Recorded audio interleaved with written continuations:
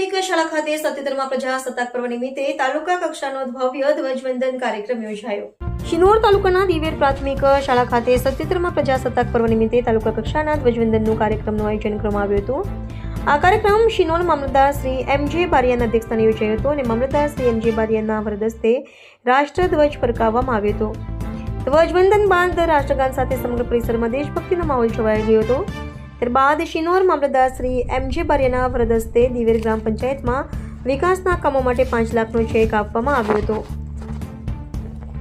આ કાર્યક્રમના નાયબ મામલતદાર શ્રી રોકેમ રામી વિશેષ ઉપસ્થિત રહ્યા હતા। સાથે જ શિનોર તાલુકાના આગેવાનો, સ્થાનિક ગ્રામજનો, શિક્ષકો, વિદ્યાર્થીઓ તેમજ શાળા પરિવારના સભ્યો મોટી સંખ્યામાં હાજરી હતા। રિપોર્ટર રાહુલ પ્રજાપતિ, શિનોર। 77મા પ્રજાસત્તાક દિન નિમિત્તે હું તમામને અત્રે ઉપસ્થિત તમામ અધિકારી, પદાધિકારી અને ગામના નાગરિકોને, નાના ભૂલકાઓને તથા પ્રેસ મીડિયાના આગેવાનોને તમામને હું આજના દિવસની શુભેચ્છા પાઠવું છું।